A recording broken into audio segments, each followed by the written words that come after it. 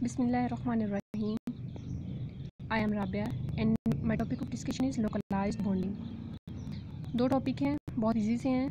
एक localised bonding है और एक इफेक्टिव एटॉमिक नंबर है, जिसे EN रूल कहते हैं. ठीक है, सबसे हम देखते हैं लोकलाइज्ड बॉन्डिंग. ठीक है, electrons pairs in the molecule are assumed to be localized on a particular atom और in space between two atoms. ठीक है, इलेक्ट्रॉन पेयर जो हैं मॉलिक्यूल्स के अंदर वो लोकलाइज्ड करते हैं बिटवीन टू एटम्स जो कि पार्टिकुलर होते हैं. ठीक है, इसके अंदर लोन पेयर्स हैं और बॉन्डिंग पेयर्स भी हैं. Lone pairs of electrons pairs of electron localized on an atom.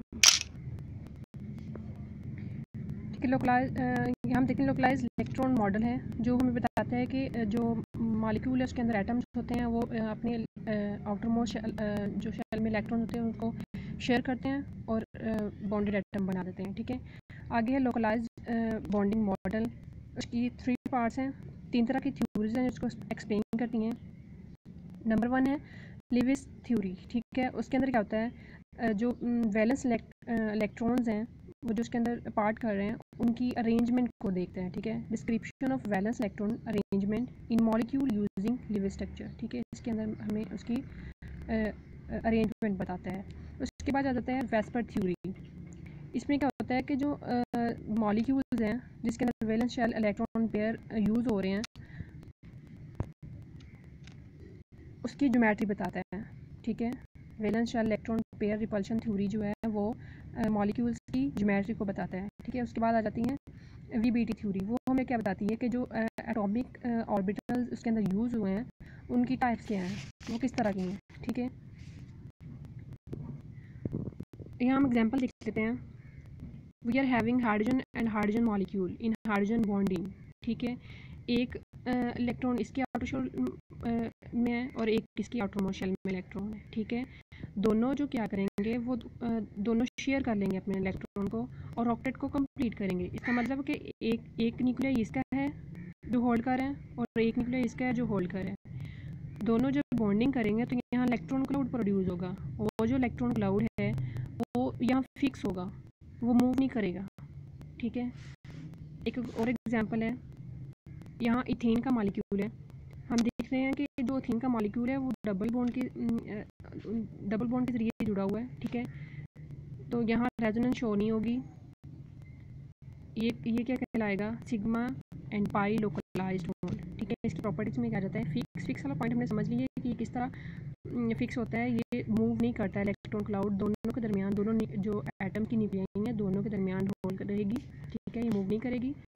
Fix हमने लोकलाइज्ड जो लफ्ज़ है उसमें लॉक मीन फिक्स हो गया है, मूव नहीं कर रहा. उसके बाद है रेजोनेंस. हम देखते हैं कि रेजोनेंस तब होती है जब अल्टरनेट सिंगल और डबल बॉन्ड पाया जाता है. तो इसके अंदर ऐसा सिस्टम नहीं है तो यहाँ रेजोनेंस शो नहीं होगी. उसके बाद थर्ड पॉइंट है लीस्ट स्टेबल, कि ये बहुत कम स्टेबल होता है. हम देखते हैं कि जब मॉलिक्यूल्स के अंदर या एटम्स के अंदर लोकलाइजेशन होती है तो वो जो मॉलिक्यूल होता है वो लेस स्टेबल हो जाता है. ठीक है, उसकी स्टेबिलिटी कम हो जाती है क्योंकि वो जो अपना आउटर कंप्लीट करता है तो वो उनकी जो बॉन्डिंग है वो वीक हो जाती है.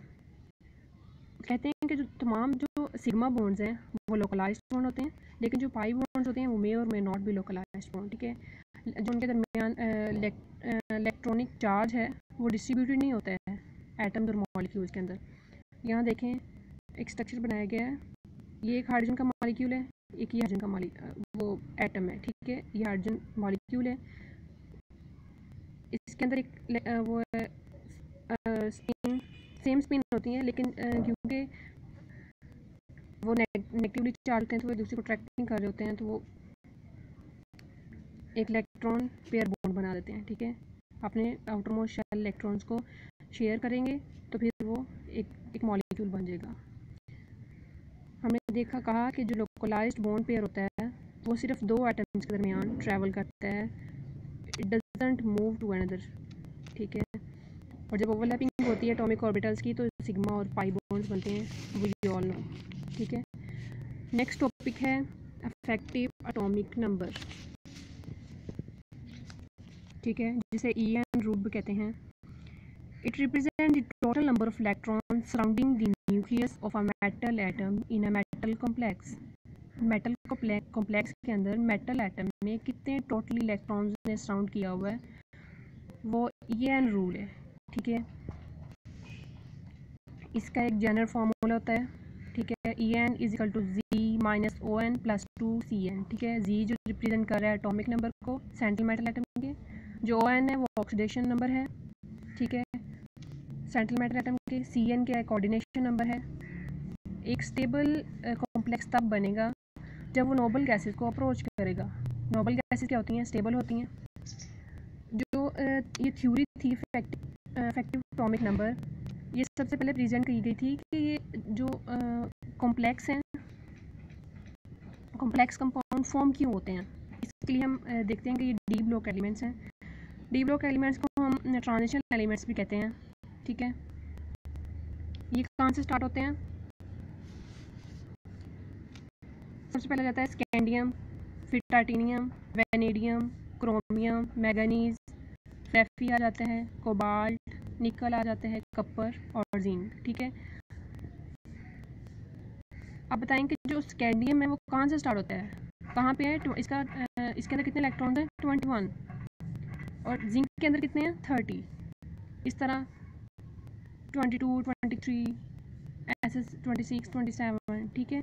और हम अगर हम ऐसे ही जाते जाएं आगे तो यहाँ क्रिप्टोन है जो कि नोबल गैसेस में आता है। हमें पता है नोबल गैसेस क्या हैं, most stable, we all know, ठीक है। इनका ऑक्टेट कंप्लीट होता है, इनको कोई ज़रूरत नहीं होती है दूसरे इलेक्ट्रॉन्स लेने की। इसके कुछ एग्जांपल्स हैं, हम एग्जांपल देखते हैं। ये K4Fe CN6, ठीक है। इसका हम इफेक्टिव एटॉमिक नंबर मालूम करते हैं। जो Fe जो एटम है उसने उसके इलेक्ट्रॉन कितने हैं, 26 हैं।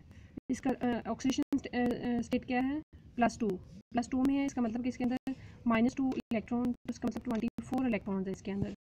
जो लिगेंड जो डोनेट कर रहा है इलेक्ट्रॉन्स वो कितने हैं, 12 हैं। हर जो लिगेंड है वो 2 इलेक्ट्रॉन्स देगा, इसका मतलब है कि 12 इलेक्ट्रॉन है। 24 और 12 कितने हो गए, 36 इलेक्ट्रॉन। इसका मतलब है कि 36 ये अप्रोच कर रहा है नोबल गैसेस को। नोबल गैसेस क्या है, most stable, evidently equal to the atomic number of krypton, ठीक है। ये इसका स्ट्रक्चर है, ये क्या है, सेंट्रल मेटल एटम है, ये इसके साथ लिगेंड्स अटैच हैं, मोनोडेंटेड लिगेंड्स, तो ये बॉन्डिंग बना लेता है।